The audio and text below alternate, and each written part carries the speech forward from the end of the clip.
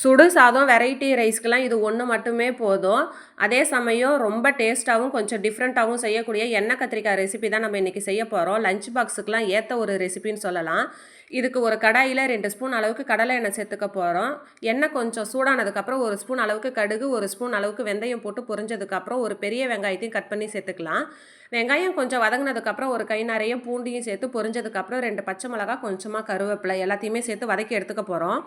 பொதுவாக நம்ம எண்ணெய் கத்திரிக்காவுக்கு கத்திரிக்காவை கொத்து கொத்தாக போட்டு செய்வோம். இந்த தடவை இந்த மாதிரி கத்திரிக்காவை கொஞ்சம் பெருசு பெருசாக கட் பண்ணி சேர்த்துக்கலாம். இது கூட நம்ம உருளைக்கிழங்கெல்லாம் சேர்த்து செய்கிறதோட்டு டேஸ்ட் கொஞ்சம் டிஃப்ரெண்ட்டாகவே இருக்கும்.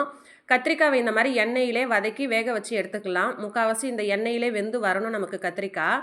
இப்போ கொஞ்சம் வதக்கி எடுத்ததுக்கப்புறம் 2 தக்காளியும் இது கூட கட் பண்ணி சேர்த்துக்கலாம். தக்காளிலாம் வதங்கினதுக்கப்புறம் 1 ஸ்பூன் அளவுக்கு மஞ்சத்தூள், 1 ஸ்பூன் அளவுக்கு குழம்பு மிளகாத்தூள், 1 ஸ்பூன் அளவுக்கு காஷ்மீரி மிளகாத்தூள், தேவைக்கேற்ப உப்பு எல்லாத்தையுமே சேர்த்து இந்த எண்ணெயிலே பச்சை வாசனை போகிற வரைக்கும் வதக்கி எடுத்துக்க போகிறோம். கூடவே நான் 2 வேக வச்ச உருளைக்கிழங்கையும் இது கூட சேர்த்துக்கிறேன். இந்த மாதிரி உருளைக்கிழங்கெல்லாம் சேர்த்து செஞ்சால் இன்னும் டேஸ்ட்டு சூப்பராக இருக்கும். இப்போ இது எல்லாத்தையுமே சேர்த்து நல்லா வதக்கி எடுத்ததுக்கப்புறம் நான் நெல்லிக்காய் சைஸு புளியை கரைச்சி இது கூட சேர்த்துக்கிறேன்.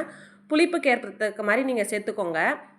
இப்போ புளி தண்ணி எல்லாத்தையுமே ஊற்றி ஒரு 5 நிமிஷம் நல்லா மிக்ஸ் பண்ணி எடுத்தோன்னா நமக்கு சூப்பரான எண்ணெய் கத்திரிக்காய் ரெசிபி ரெடி ஆகிடும். இந்த மாதிரி ஒரு தடவை நீங்களும் உங்கள் வீட்டில் ட்ரை பண்ணிவிட்டு எப்படி இருக்குதுன்னு மறக்காமல் கமெண்ட் பண்ணுங்கள். இந்த வீடியோ உங்களுக்கு பிடிச்சிருந்தா லைக்